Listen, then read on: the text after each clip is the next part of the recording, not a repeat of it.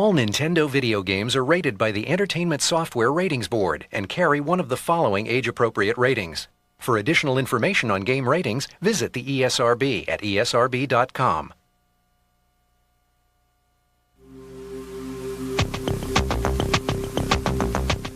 Want some great entertainment this holiday? Head on down to Toys R Us. While you're there, you can check out the great new games coming from Nintendo.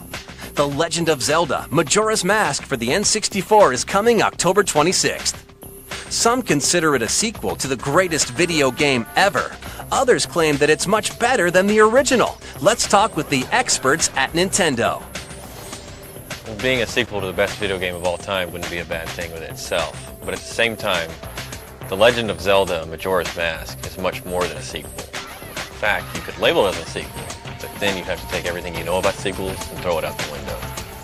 When you first start the game, you're riding through the forest on horseback, and then you come across a skull kid, your horse rears up, and you fall off. And when you're knocked out, the kid actually comes up and takes your ocarina, and he also steals your horse, and that's kind of what starts it off. You got 72 hours to save the Earth. Link has to unravel the mystery of Majora's Mask within 72 hours, or else the moon will crash into the Earth. And if you can't solve the mystery within 72 hours, game over.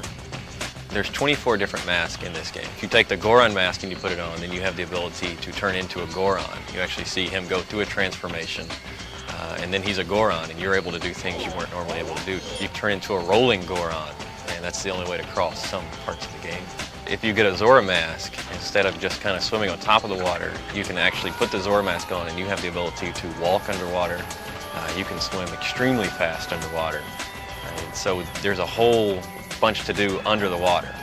There's entire levels that take place underwater, and the only way you can do that was the Zora mask. And it's pretty graceful to watch him, kind of skim over the surface of the water. One of the things that makes the game really cool is that the whole time the clock is ticking. The moon is getting closer, and you're not going to stop any of that. You have so many things that you have to accomplish to stop this moon from falling. If you mess up even the least little bit on a couple of these things, The Legend of Zelda Majora's Mask requires the expansion pack to work. This game uses the expansion pack in a way that a lot of games haven't really used it yet. The bosses are more detailed. They'll have a higher polygon count. One boss in particular, the jungle boss, one of the first bosses you fight, if you start beating him, then he calls 6 bugs to his rescue, and so you have that many more things on the screen. We hit him a couple more times, then he releases about 300 butterflies into the air that will attack you. And it's really incredible to see all that on screen. Everybody's going to love this game. Miyamoto is known for redefining the way games are supposed to be played, and this one's no exception. The Legend of Zelda Majora's Mask, your Link, and the world is waiting on you. Reserve your copy now at Toys R Us with a $10 deposit, and you'll be guaranteed to get a collector's edition gold cartridge with this unique 3D label. If you reserve your copy prior to October 25th, you'll also get $10 off this Toys R Us exclusive gold controller, regularly priced at $29.99, now just $19.99 with this offer. Think that's it? Think again. Check out the sequel to the platinum bestseller Banjo Kazooie. It's Banjo Tooie for the N64, coming November 21st. It's an extension of an already great game. First off, you're given all of the old moves that you had before, and being Banjo Tooie, there's going to be more moves, larger environments, better graphics.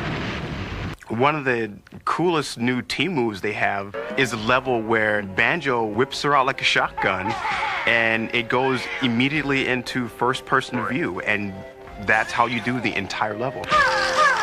In the first game, you could shoot blue eggs. In Tooie, you have all these different color eggs. The humor is definitely carrying over from the first game.